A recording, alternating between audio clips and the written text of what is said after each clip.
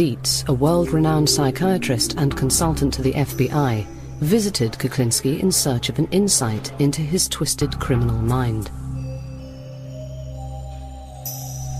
Over the course of 4 days, Dr. Dietz spent 13 hours with him, trying to penetrate the psyche of this remorseless killer. If I understand you correctly, you're positive you killed more than 50 people, and Definitely. you think you probably killed more than 100 people. Definitely. You're sure of that one? Definitely. But not sure it's more than 200? I wouldn't say definitely to that. Maybe yes, maybe no. I would say less than 200 people. Well, you tell me. It's not less than 200 people. You killed more than 200 people. Sure. Yep. I killed, basically, 100 people when I was a young man, before I even knew anybody. Too much. One part of my life, I killed people for nothing. Just for somebody to look at me wrong, I would kill them. Stab them, shoot them. You tended to shoot people up close and personal. Definitely. I wanted to tell them just before they left. I wanted to say goodbye.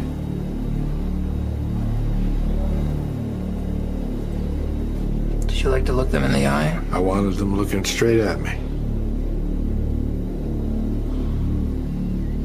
This was a long way away. The distance we are now. We were closer. What did you want them to think as they died? Just see my pretty face. I take it to them. But the last thing they ever saw was me. And if they carry that glimpse to eternity, infinity, or whatever it is, they're going to be thinking of me all that time. I'd be looking in their eyes. I would see the blankness come over it. I'd watch them die. I just didn't shoot them and walk away. I saw the surprise, the shock, the blank. They're gone. And all I saw was my reflection. But that's it. Did you have a favorite place you'd like to shoot? A favorite? Yeah. Well, most of the time, if you're up close, you shoot them under the chin. You would shoot him. Shot a guy one time in his Adam's apple. See how long it would take him to die. How long did it take?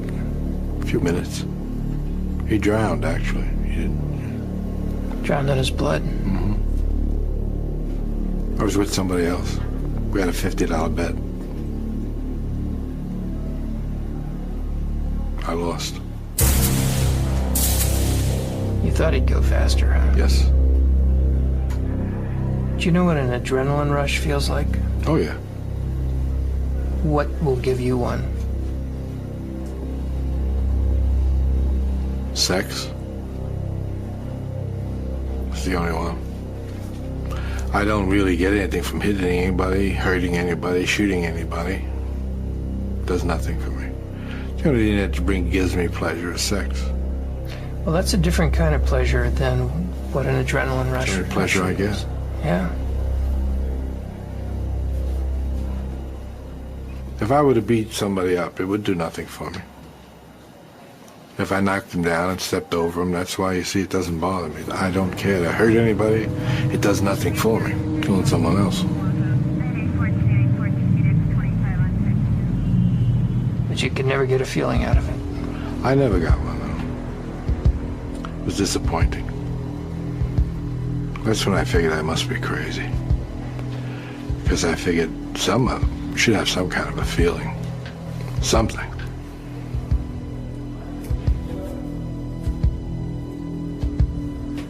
Dr. Dietz discovered that by the age of 10, Richard Kuklinski was already showing signs of pathological behavior.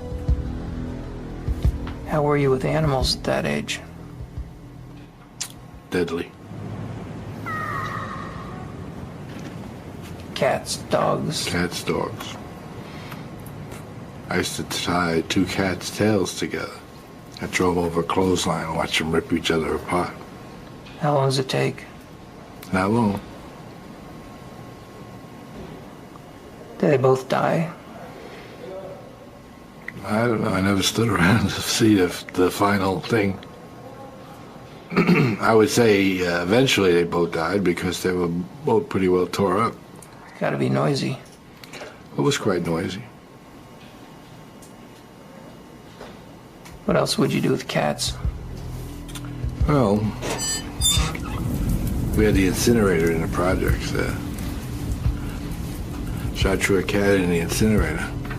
Then I threw a book of matches in there. And through the door I watched the fire get bigger and bigger, and this cat was running around, trying to get away. Eventually, the fire got too big for him, and he didn't run anymore.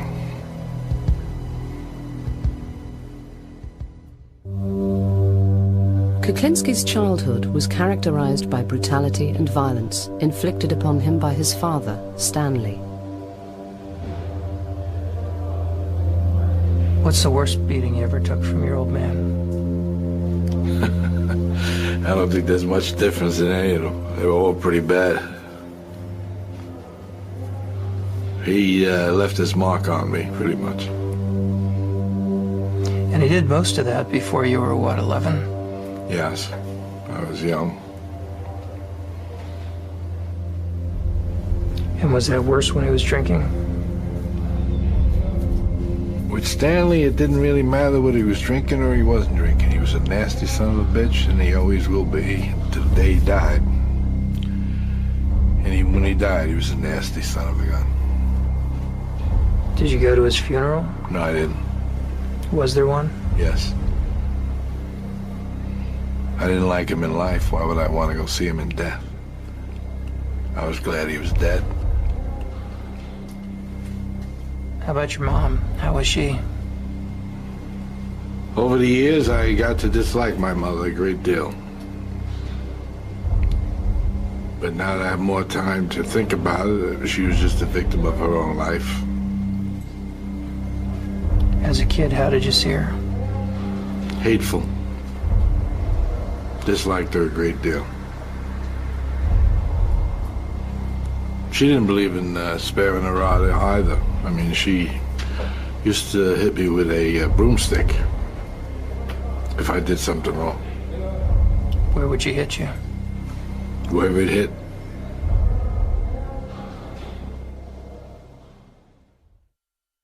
As Kuklinski grew older, he no longer had to suffer his father's brutality. Instead, he chose to inflict his own on others, often for little or no apparent reason. How much would somebody have to humiliate you before you'd become obsessed with killing them? It would be the degree he humiliated me.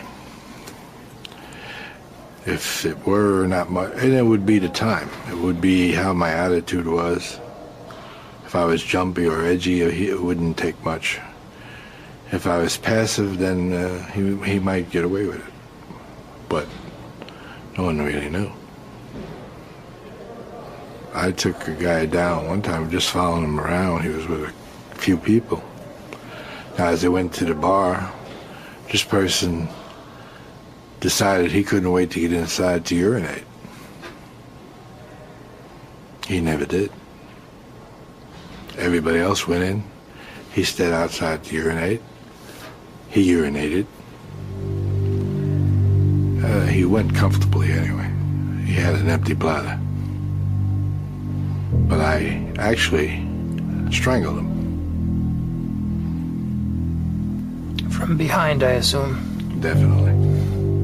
I actually did it in a way that's maybe this is original, and maybe not. I don't know. But I put the rope around his neck, twisted it, and threw him over my shoulder and held him there. So actually, I was the tree hanging him. Yeah. And he eventually just stopped kicking. And I let it loose at one end. He slid down to the ground. I put him over by the garbage and left. Had you brought a length of rope with you? No, actually, this guy, these people had around and back at a bar. They must have lived upstairs. There was an apartment upstairs, and they had one of these things where they had rope across this thing, and they had a couple of these lines going across this way. And that's what I took. Talking about clothesline? Yeah. Now, what had this guy done to you? I didn't like him. He just made me mad, some reason or other. For me to track him and wait for him, I was mad at him for something. Do you remember what his body did while you were hanging him? Yeah, I was twitching and kicking. How long did it take?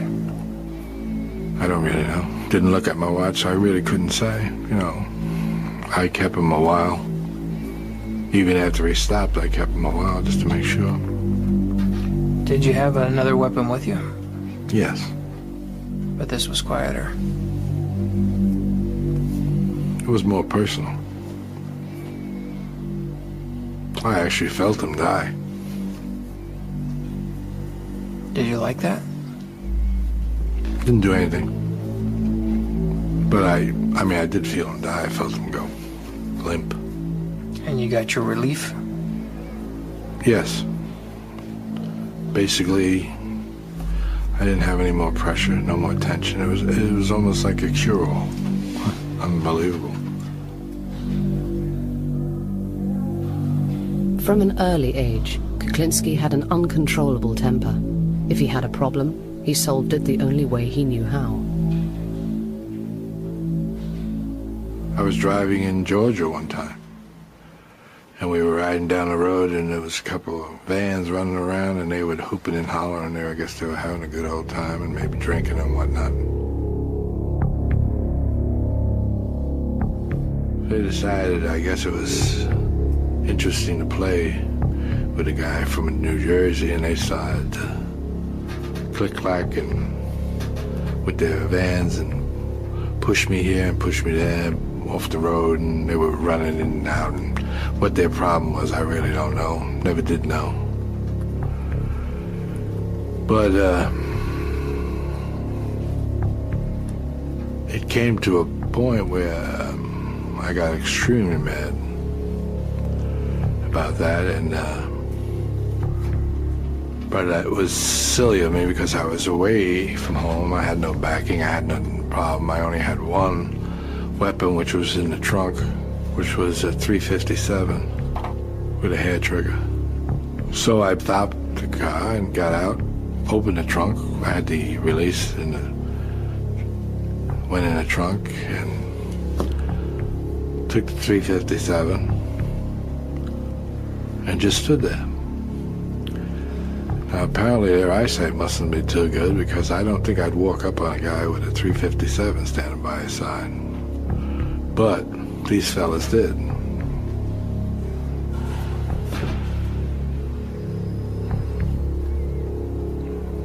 Foolish mistake. They all died.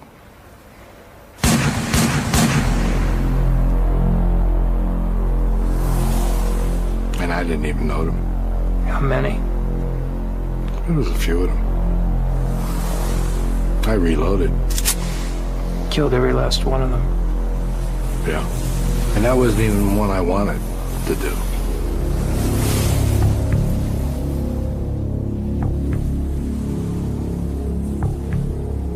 Do you think that what they did was a capital offense? What they did? You mean playing with me? Yeah. Well, they could have killed me. Well, they ran me off the road and I died. Bad behavior, no argument. Reckless endangerment. Reckless driving. Host of bad things. Is it A capital offense they committed against you? Apparently. I did kill him. So to me, it must have been. Because when I had come to that point, and that point, that is the last point they come to. I don't back off once I go forward. Once I go forward and I take a gun, I do not back off. I didn't know how many they had. I didn't know what they had. They could have had guns. They could have had anything. They wanted to play with me. I didn't want to play. So, we didn't play no more. And I would have taken whatever came. You almost made me mad. I know. What made you mad about that? I don't know, but you almost did. Can you figure out what it is? No. Try to look at it. Look at what made you mad there. I don't know. I think it must have been something you said. Yeah. Obviously, but I don't know what it was. Could it be that I was challenging you and it sounded judgmental? Could be.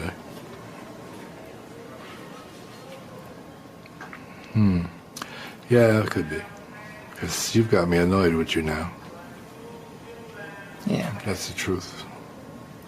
How mad are you? Not bad. Pretty. I feel a little flushed. So that means that I've reached a point in my life that I'm a little annoyed. What would you like to do? Doesn't matter. I don't think it's gone to the point that I'm actually gonna do anything stupid. Just curious to myself why it happened. I don't know why it happened. I'm actually almost glad it did happen because you had a chance to see something, but I don't know why it happened. Did you feel I was criticizing you? Yes. Is that what did it? I think so.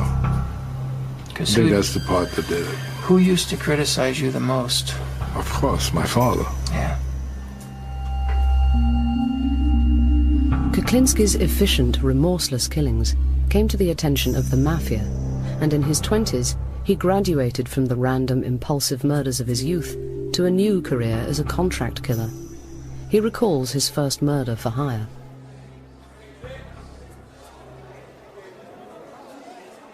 He gave me a picture of him and a description of what he does and what he generally does and where he goes, places he goes. And so I went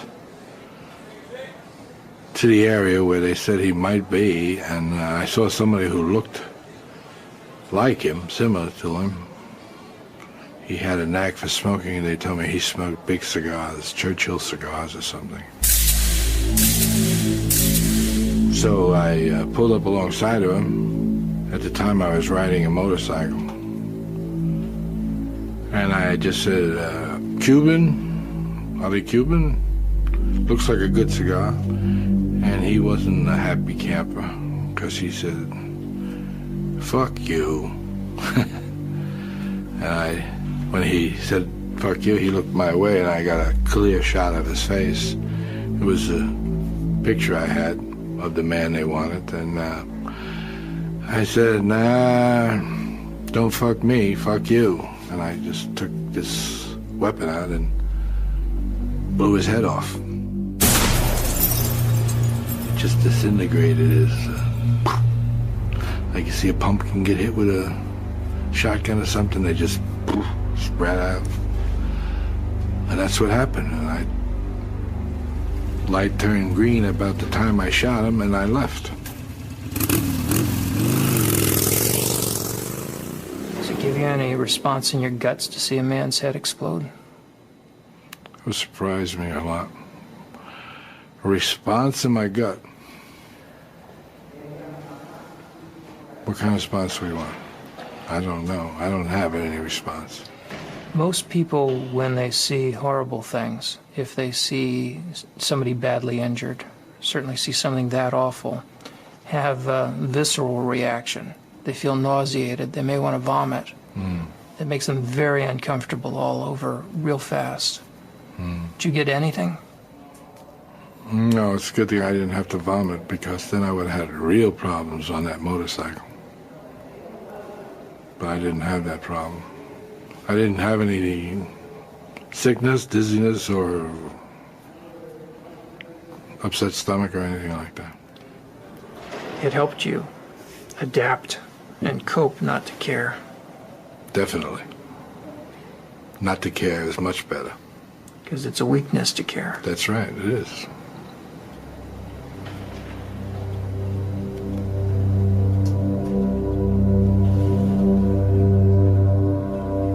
Then you have baggage. When you care, you can't just move. You have to worry. And you got something to lose. That's right. By the late 60s, the Iceman had become one of the mob's most prolific contract killers.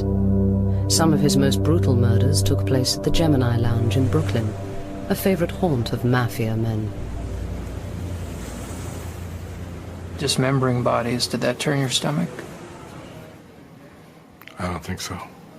I remember having pizza one day while we were doing something like that. Pizza in one hand, chainsaw in the other? No. I didn't like chainsaws. That's another fable that they've come up with, that I use chainsaws. See, chainsaws are messy. Yep. All you get is little... All over me I have these little pieces of meat. Now that's a pain in the neck if I use chainsaws. Now would I want to ruin a good shirt with a chainsaw? That would be downright stupid. And I definitely have the wrong. I don't think I could walk around with bits of meat hanging off me or bits and pieces of somebody's body hanging off me. I would probably smell a little bit bad also at that point. So what's a better way to dismember Just a a body? knife. A butcher knife, you know, you cut it around the bone and little slice here, a little slice there, and wrap it, ship it. Do you understand that most people can't imagine doing that to a human? Sure. I can understand that a great deal. I can't understand why I can. Did you have to cultivate that ability, or is that natural for you? I don't know. I don't recall. I did it. I don't recall when I started doing it or why, or the feeling I had when I did it. I don't know. Jeffrey Dahmer told me that when he cut bodies apart, Yeah. it repelled him. He found it horrible. He had to get himself drunk to overcome that Stink. natural revulsion. Yeah. It's because it's disgusting. Yes, it is. But to you could just do it, no feeling. No. The smell sometimes was annoying, but I would put cologne on. I would generally put cologne across here, so I could smell the cologne a lot better than I could smell anything else. Shooting, stabbing, strangulation, even poisoning, all part of Richard Kuklinski's murderous repertoire. He sometimes froze his victims' bodies to disguise their time of death, earning him the name of Iceman.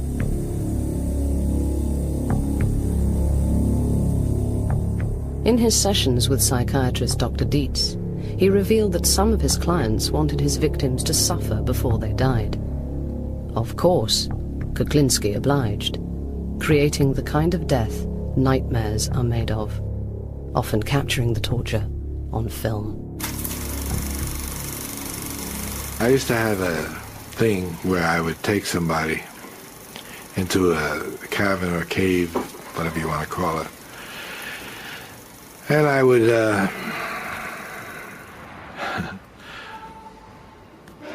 would tie them up or tape them,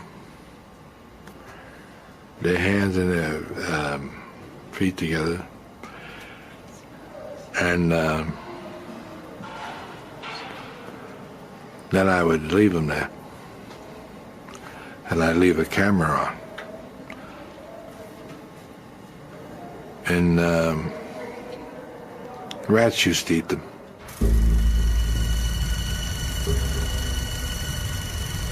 Rats used to kill these people.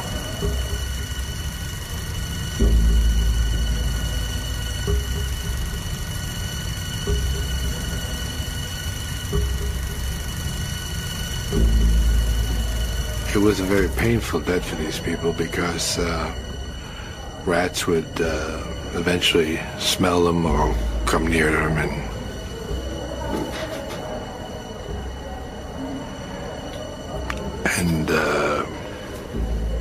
start nibbling away at them. The people would definitely scream and yell and holler and try to get away. And eventually more rats would come and they would consume these people eventually, you know. But there was a lot of screaming and yelling in between. But when I did that and I watched it on, the devil was that? Super 8, I think it was. I found it distasteful and it used to make me nervous for some reason. And so that was some type of a feeling which I wasn't too keen on having. But I did it because it gave me a feeling of some kind, and therefore I was trying to find out what it was that was giving me some type of feeling. Whether it was the horror of what was going on, or the screaming that was happening, or just the nastiness of it. But I never figured it out. But I did that quite a few times, too. Maybe too many times. And watched it? Yes.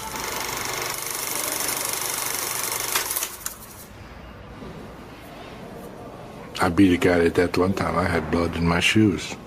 His blood in my shoes.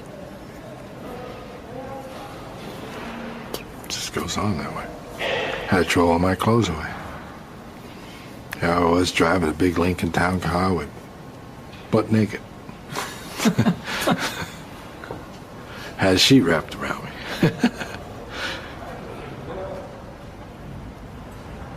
We're having too much fun. You know that? You realize that? I'm coming across like a nice guy. Nobody's going to believe this. Nobody. I wouldn't believe this if I was watching this.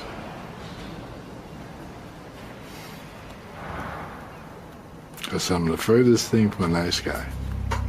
I am what you call a person's nightmare. Because of the way I project myself, people think they can get by. And then all of a sudden, when they wake up, it's too late. They already hit the stop sign. And that's a dead stop. But there have been people you've been good to, aren't there? Not many. There have been people. I don't know what you consider good. Your interpretation of good might be different than mine. I don't know. What do you mean good? Well, how do you think you were with your kids? Oh, the kids.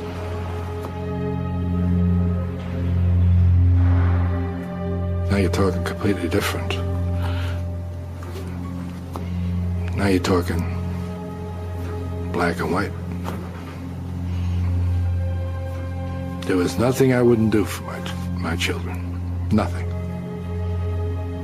I'd kill everybody in this room for them. That's just to show you a point. Not that I would or want to, I'm just saying I would. If it meant I had to for them, I would do it without even thinking twice.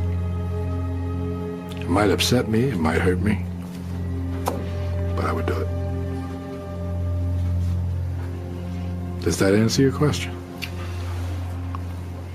To a point, but then you're not sure. All right. Who else were you good with? Good with? There aren't many people I was good with. It was only my family. Was good to my family. And even those people I hurt. How? just by being there. I was a nasty son of a gun. I am a nasty son of a gun. What would happen at home? You name it. Violence, I think they call it domestic violence. Yes, I've cornered it all. There's nothing I haven't done and nothing she hasn't put up with. I'm not proud of it. It's the way it is. I could say I'm sorry, what good would it do? I couldn't have been too sorry, I did it again. But yet I was sorry. I couldn't control it. It's one of those things. Couldn't control it. I found something I couldn't control. Almost a hate-love relationship. So I really loved the girl. But when I got mad, I forgot all that. And wound up hurting the person I loved. So, where did I really love her? I still hurt her. I got to trust her more than I trusted anybody in my whole life. She's the only person I ever really trusted. Only once did the Iceman put his faith and his fate in the hands of another. I believe I tempted her to do it. I gave her a knife and told her, here's a chance you'll never get again, or something like that. And I turned around. Now she had a chance.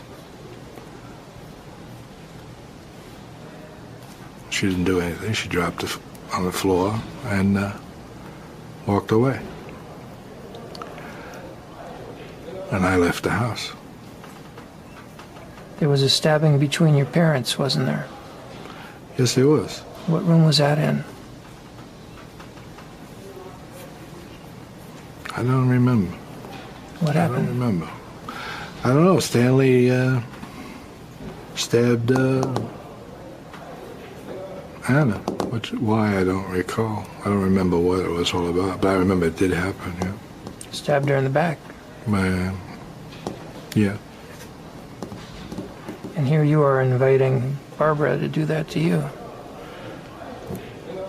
Stupid, wasn't it? Yeah, but I did. Yeah, it's true. Were you testing her? You're trying to, I don't know, it might have been. I mean, it would have been a powerful thing if I was wrong. Yeah. I definitely would have got the point. Told you had a sense of humor. I know you did. That's why I threw that in there.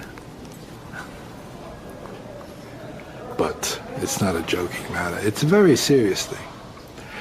Domestic violence is very serious. I believe that's probably why my daughter dislikes me a great deal. Probably because she lived through a lot. You know, she lived through it all. Heard it, saw it. Saw it. Everything. Psychologically, I just probably hurt them in some way. Because they have that in their mind. As I have things in my mind.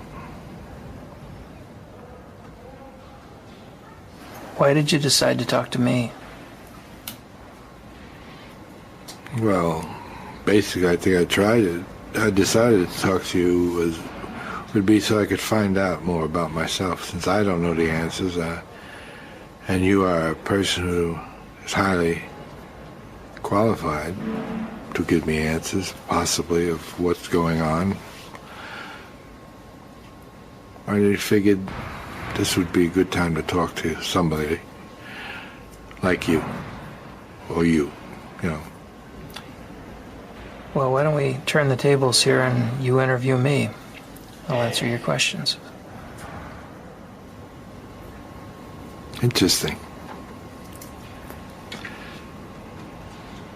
I can live with that.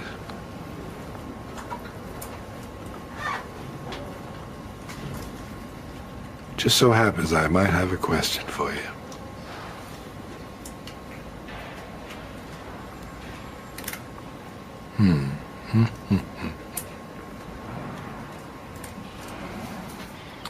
What do you think about me Anything good, bad, or indifferent? Yeah, some of each. The issues about your behavior, I think there are really a couple things to say. The things that I'm most sure of, based on the information you've told me, are that your principal problem has been a warp in your personality. And we classify personality according to different types. And there are two types of personality features that you have a great deal of. The first of them is called antisocial personality disorder. What it refers to behaviorally is someone who does not have a conscience, does not have remorse, does not feel a sense of guilt about most of the bad things they do, is impulsive and violent.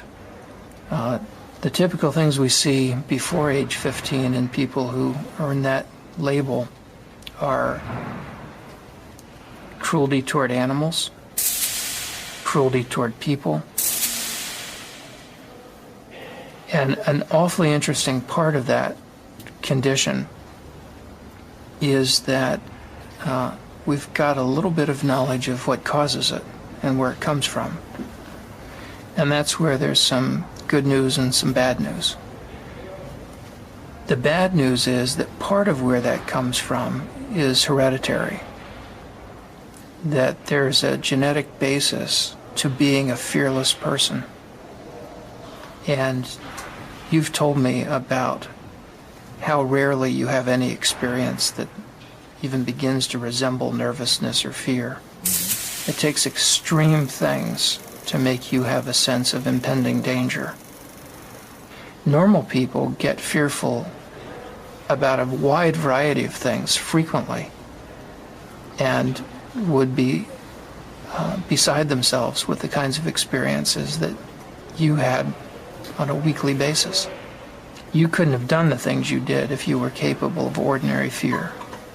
But the fact that you're born with a genetic predisposition to fearlessness doesn't mean that it's inevitable for you to become a criminal. Because some people who have that genetic predisposition to fearlessness become pro-social risk takers. They do things like drive race cars, test fly planes, fighter pilots, bomb disposal technicians. Now, those are all jobs where it helps to have a lot of fearlessness. And in fact, some people in law enforcement are brave and have that same capacity to be fearless. And the difference between the people who grow up to be risk-taking good guys with white hats and the people who grow up to be risk-taking bad guys with a long, long rap sheet and a lot of crimes has to do with how their parents raise them. If you raise a kid with love and kindness and affection most of the time, you've got a good shot at their growing up to be decent, caring, loving human beings and treating their own kids well. But if you raise a kid the way Stanley raised you, with no love, no affection, constant abuse, beatings for no reason, all you teach is hatred. You make it impossible for that child to grow up and form strong attachments and loving, caring relationships, or to be willing to risk themselves to protect the world. So I think you got to be this kind of antisocial, psychopathic person, both by getting Stanley's genes and having Stanley's parenting and your mother's cold, standoffish way of treating you. In other words, that part of you was both born and made.